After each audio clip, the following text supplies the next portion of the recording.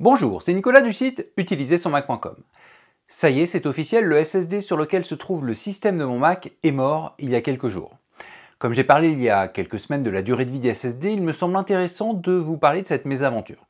Mais avant de rentrer dans le vif du sujet, la traditionnelle auto-promo, abonnez-vous à la newsletter de mon site, je rappelle que c'est gratuit et que cela vous donne accès à des conseils exclusifs, le lien est en haut à droite de cet écran ainsi que dans la description de la vidéo. Maintenant que vous êtes tous abonnés à ma newsletter, sans exception, on va revenir au SSD de mon Mac. Il y a quelques semaines, comme je l'ai dit, j'ai sorti une vidéo parlant de la durée de vie des SSD. Si vous ne l'avez pas déjà vue, je vous la recommande. Je mets son lien en haut à droite de l'écran ainsi que dans la description de cette vidéo.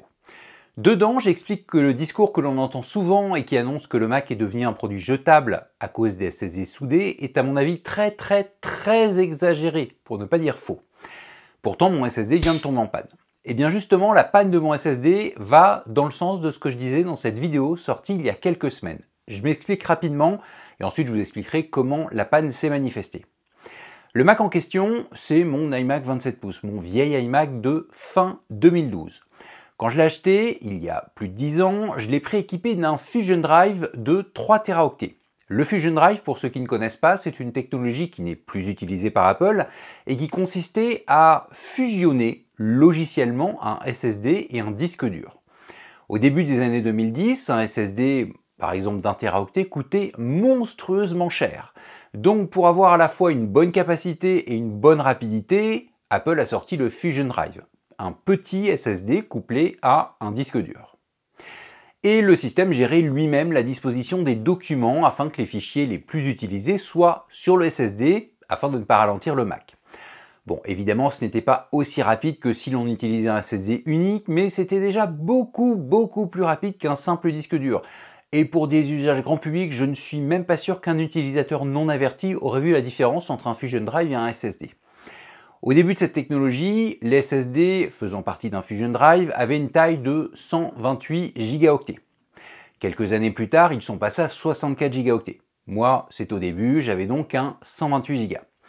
Le disque dur de mon Fusion Drive est tombé en panne quelques années plus tard, je l'ai changé.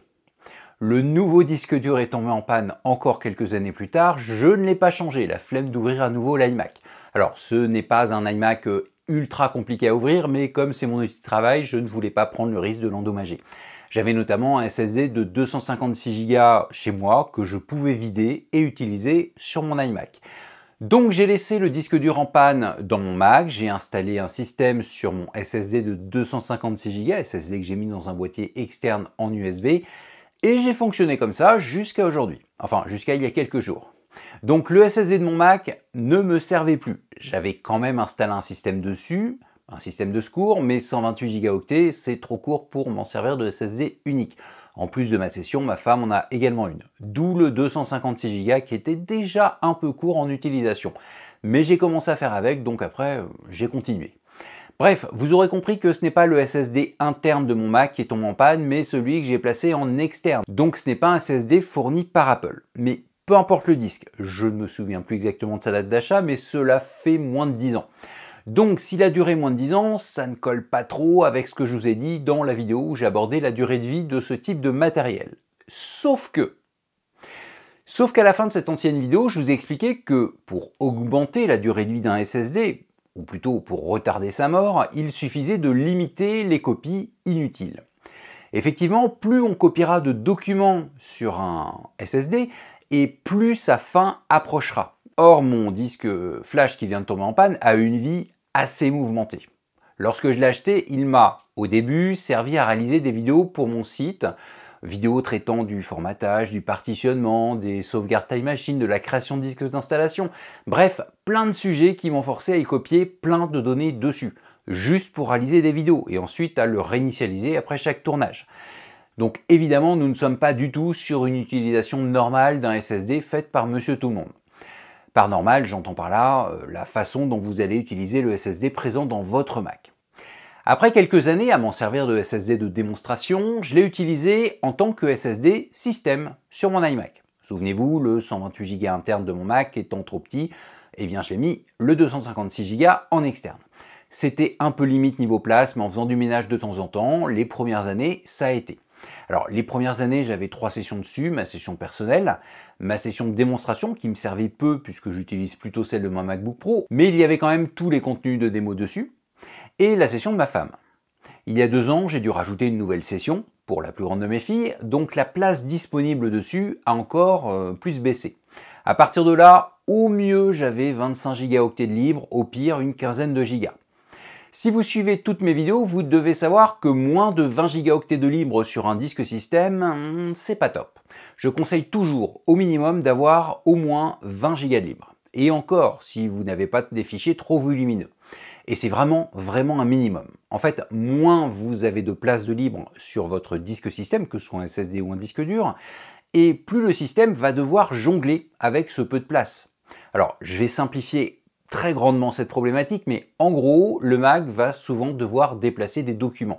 Donc, il y aura beaucoup plus d'écriture sur votre disque système. Et je rappelle qu'un SSD est équipé de puces mémoire, des puces flash, ayant un nombre d'écritures limité.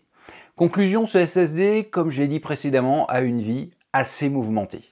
Et pour arriver à cela, j'ai fait à peu près tout ce qu'il ne faut pas faire pour limiter les pannes d'un SSD. Cependant, je l'ai fait en connaissance de cause. Mais d'ailleurs, c'est quoi ça? Eh bien, c'est mon explication quant au plantage de mon Mac. Je prends 2 minutes pour vous expliquer ce qu'il s'est passé et comment j'en ai conclu que le SSD était mort. En gros, un jour, en revenant chez moi, le Mac est allumé, il avait servi à quelqu'un d'autre un peu avant, et en allant dans ma session personnelle, il plante. Alors pas tout de suite, mais au bout d'1 ou 2 minutes. Bon, redémarrage en force et kernel panique. Un kernel panique, c'est un message pendant le démarrage avec un plantage. Bon, c'est rare, mais ça peut arriver. Donc bon, pour l'instant, pas d'inquiétude. Je redémarre.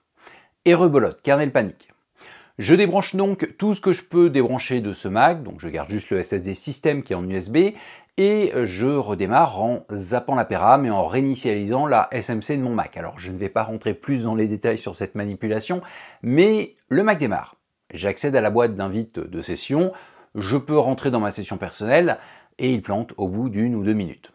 Redémarrage en force à nouveau et rebelote. Bon, j'ai beau être têtu, j'ai bien compris qu'il y avait une chose qui cloche.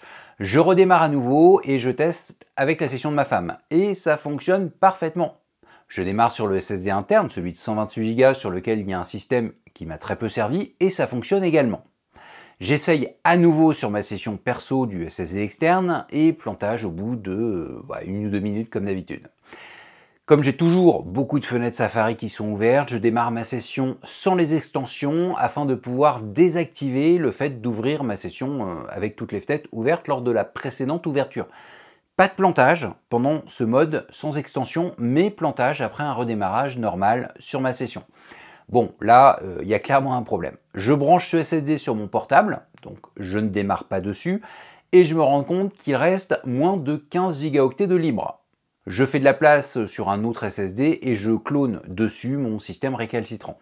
Le clone plante à un moment donné. Bon, je fais quand même un deuxième essai pour le principe, le deuxième essai plante également. Je cherche un utilitaire permettant d'estimer l'état d'un SSD et j'obtiens ça. Bon, comme dirait l'autre, la question est vite répondue, il va falloir changer de SSD. Mais au final, voici comment j'ai validé le fait que ce SSD était fautif et causait mes plantages. Depuis quelques jours, mon iMac tourne sur son SSD interne et aucun problème. Donc j'attends de recevoir un nouveau SSD et il sera reparti pour 10 ans. Bon, je suis peut-être un peu optimiste, mais on va dire qu'il sera reparti pour quelques années.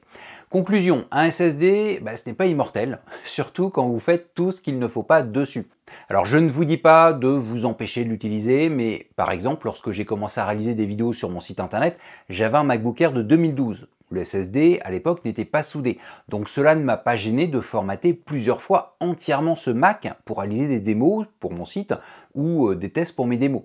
Mais depuis que j'ai des Mac portables qui ont des SSD soudés, si je dois tester des formatages ou d'autres choses de ce type, je les teste en externe, dès que possible. Je ne vais pas en rajouter une couche sur un SSD qui ne pourra pas être changé en cas de panne. Cette vidéo est finie. J'ai bien conscience que je vous ai juste raconté une mésaventure, donc vous n'avez rien appris en manipulation de votre Mac, mais je pense que c'est un retour intéressant à donner. D'ailleurs, combien d'espace de libre avez-vous sur votre Mac? J'entends par là sur votre disque système, celui qui s'appelle par défaut Macintosh HD. Dites-le moi en commentaire. En revanche, si vous avez trop peu d'espace libre, n'allez pas vous dire que votre Mac va exploser, mais faites un vrai ménage pour qu'il y ait au minimum 20 gigaoctets de libre. Et j'ai bien dit au minimum. 30 Go, ce serait préférable, puisque je sais par expérience que lorsqu'on a un espace libre, il ne le reste pas longtemps, donc ça vous laissera une petite marge.